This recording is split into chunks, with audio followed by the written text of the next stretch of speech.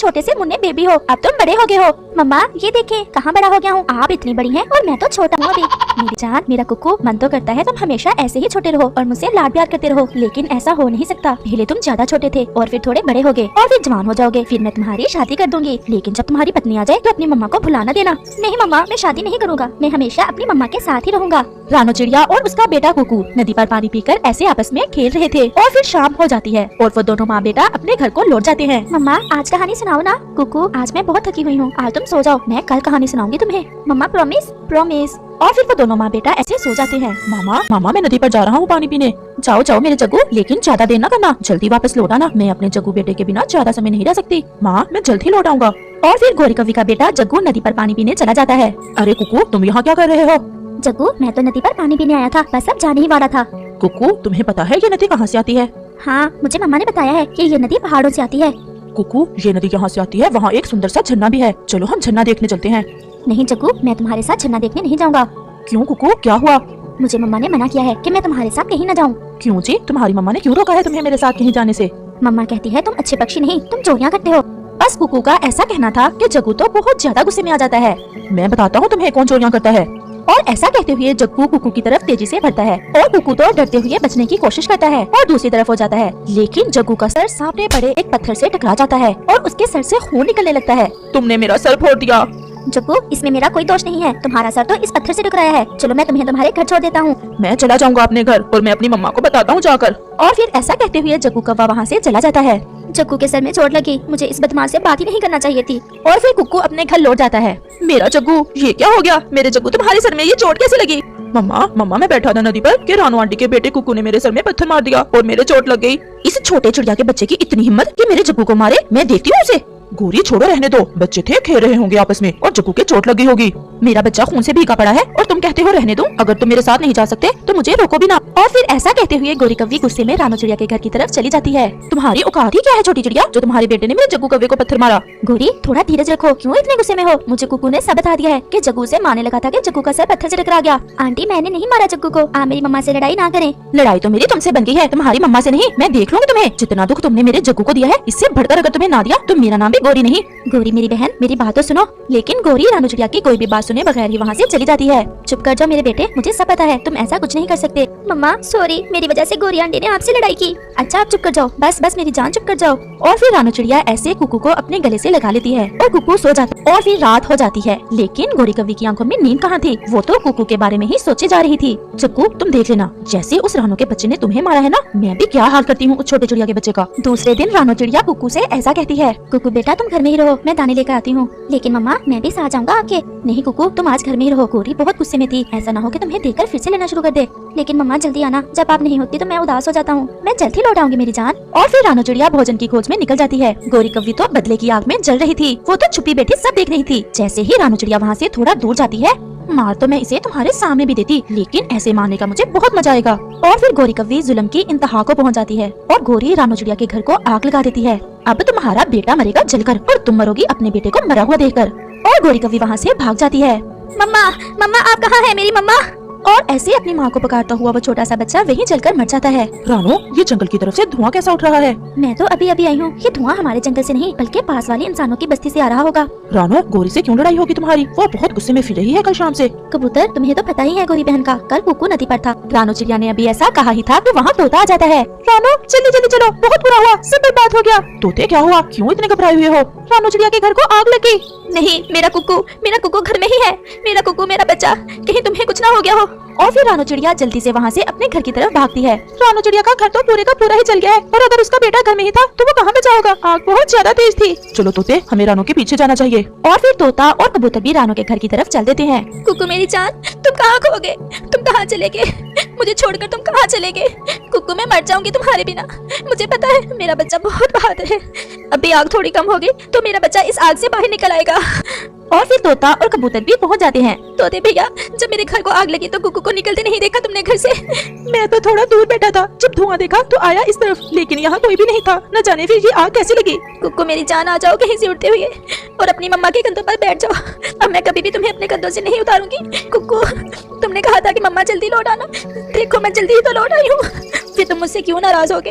रानू चिड़िया तो ये बात जानती थी कि उस तेज आग में उसका बेटा कहाँ बचा होगा। वो मासूम तो जलकर मर गया होगा, लेकिन उसकी ममता ये बात मानने को तैयार न थी और वो यही सोच रही थी कि शायद उसका बेटा बच गया हो और कहीं उड़ गया हो। और फिर काफी देर के बाद आग बुझ जाती है। रानो, कुकू मर गया है, शायद उसे समय ही ना मिला कहीं उड़ने का।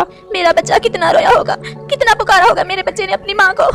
ये सब गौरी नहीं किया है। वो मुझसे कल कह रही थी कि मुझे दुख देगी, लेकिन मुझे क्या मालूम था कि वो इस कदर जालिम भी हो सकती है, जला ही देगी मेरे मासूम को।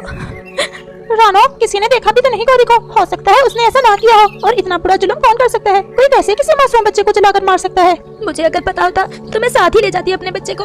और फिर शाम हो जाती और फिर रानू चिड़िया को कबूतर अपने घर ले जाता है। रानू चिड़िया का मन टूट चुका था क्योंकि उसने आग में जलते हुए अपने बेटे को अपनी आंखों से देखा था। वो माँ जो एक छोटे से दुख में भी अपने बेटे को ना देख सकती, उसी माँ ने अपने बेटे को आग में जलते देखा।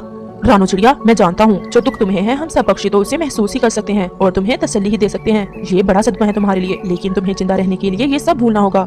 मेरा बेटा मेरी आंखों के सामने जलकर मर गया और तुम कह रहे हो कि मैं ये सब भूल जाऊं? इस जिंदगी से तो कहीं अच्छा था कि मैं भी अपने बेटे के साथ ही मर जाती। कैसे तड़पा होगा मेरा बच्चा, कैसे पुकारा होगा मेरा बच्चा मुझे। रानू चिड़िया की आंखों से तो वो मंजर नहीं जा रहा था और फिर रात गहरी हो जाती है और कबूतर सो जाता है। लेकिन रानू चिड़िया कैसे सो सकती थी? वो तो अपने बेटे को याद करके बस रोए ही जा रही थी।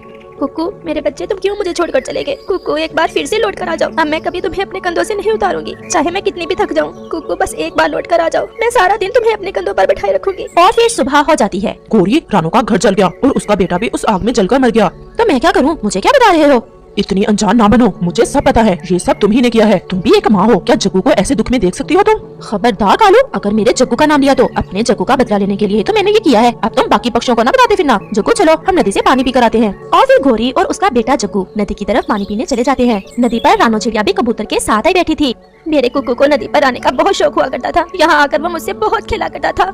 रानो, ये 2-4 दाने खा लो, तुमने कल से कुछ भी नहीं खाया। ऐसे कैसे चलेगा? मरने वालों के साथ मरा तो नहीं जाता। हम सब पक्षी इस दुख में तुम्हारे साथ हैं। और फिर गौरी कव्वी भी अपने बेटे जग्गू के साथ नदी पर आ जाती है। रानो, बहुत अफसोस हुआ, सुना है तुम्हारा घर जल गया और मर गया तुम्हारा बेटा भी घर के अंदर ही जलकर। लेकिन रानू चिड़िया खामोश बैठी थी और बस गौरी की तरफ देख के जा रही थी। गौरी, तुम खामोशी रहो तो अच्छा है, हमें सब पता है जो हुआ। अगर हम चुप हैं तो इसका ये मतलब नहीं कि हम कुछ जानते नहीं।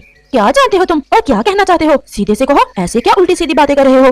गौरी, मेरा बेटा मर गया और तुमने अपने जग्गू का बदला ले लिया मेरे कुकू से। जग्गू बेटा, अगर कुकू की लड़ाई हो गई थी तो तुम मार लेते मेरे बच्चे को। मुझे मार लेते, जितना मन करता मार लेते, पत्थरों से मार लेते मुझे, लेकिन अपनी माँ को तुम ही रोक लेते। ये मेरे बच्चे की जान तो ना लेती। मैंने ऐसा कुछ नहीं किया और मुझे देखा भी तो किसी ने नहीं तुम्हारे घर को आग लगाते। गौरी, मेरा मन फट गया है। इस जंगल में हर तरफ मुझे मेरा बच्चा आग में जलता दिखाई दे रहा है। मैं यहाँ से दूर जा रही हूँ और फिर कभी लौट कर नहीं आऊंगी। रानो, नहीं, मैं तुम्हें ऐसा नहीं करने दूंगा। तुम मेरे साथ ही मेरे घर में रहोगी। कबूतर, तोते और बाकी सब पक्षियों को बता देना कि रानो ये जंगल छोड़कर चली गई है। अगर तुम मेरे अच्छे दोस्त हो तो मुझे ना रोकना, मैं अब इस जंगल में नहीं रह सकती। और फिर ऐसा कहते हुए रानू चिड़िया वहाँ से चली जाती है।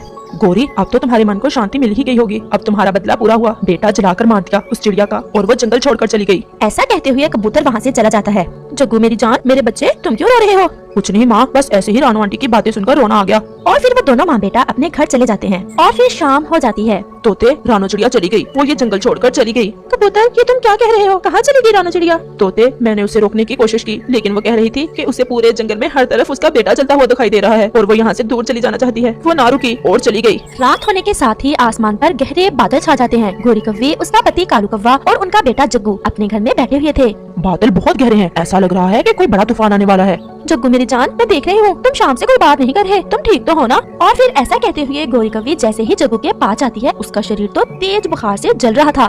कालू, जग्गू को बहुत ज्यादा बुखार है, इसका शरीर तो जल रहा है। माँ, मैं तुमसे कुछ कहना चाहता हूँ। मेरी जान, मेरे बच्चे, क्या बात है? कहो कहो, क्या कहना चाहते हो तुम? माँ, जब मेरी कुकू से लड़ाई हुई थी तो मुझे कुकू ने पत्थर नहीं मारा था, बल्कि जब मैं कुकू को मारने के लिए बढ़ा तो मेरा सर एक बड़े पत्थर से टकरा गया था और मैंने आपसे डरते हुए कुकू का नाम लगा दिया। जग्गू, जब से कुकू मरा है तुम चुप चुप हो। मुझे तो पहले ही शक था कि तुम जरूर झूठ बोल रहे हो, लेकिन जो सजा तुम्हारी माँ ने कुकू को दी वो तो कोई सोच भी नहीं सकता। लेकिन माँ, मुझे ये क्या पता था कि आप उसे जलाकर मार ही दोगी। कालू, जो हुआ अब लौट कर नहीं आएगा। जग्गू को तेज बुखार है, हमें कुछ करना होगा। जल रहा है मेरा बच्चा बुखार में। जग्गू तो बुखार से जल रहा है और जिसे तुमने आग में जलाकर मार दिया उस जुर्म का हिसाब तुम्हें कहीं ना कहीं जरूर देना पड़ेगा। वो अभी बातें कर ही रहे थे कि बादल जोर से गरजता है और तेज बारिश शुरू हो जाती है। कालू, कुछ करो, मैं ऐसे अपने बेटे को बुखार से तड़पता नहीं देख सकती। मैं तोते की तरफ जाता हूँ और तोते से कोई दवा लेकर आता हूँ।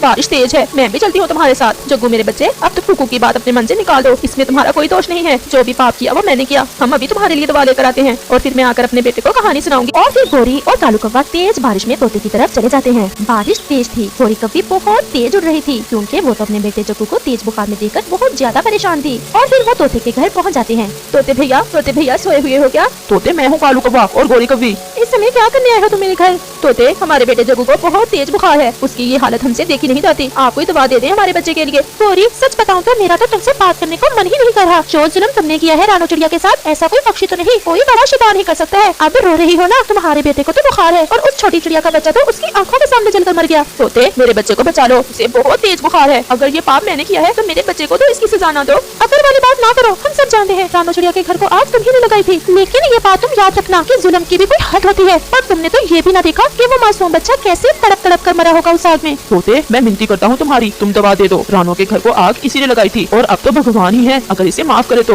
ये दवा ले जाओ, 2 कतरे दे देना, लेकिन भगवान न्याय करता है। और फिर वो दोनों तोते से दवा लेकर वापस अपने घर की तरफ चल देते हैं। वो अभी अपने घर के पास ही पहुँचे थे कि आसमान से बड़ा बादल फटता है और उसकी वजह से पूरा जंगल ढक जाता है और सीधे एक आसमानी बिजली आकर उसी पेड़ पर गिरी जिस पर गोरी और कालू का घर था और उनके घर को आग लग जाती है। कालू, वो बिजली हमारे घर पर गिरी है, मेरा चक्कू घर में ही है।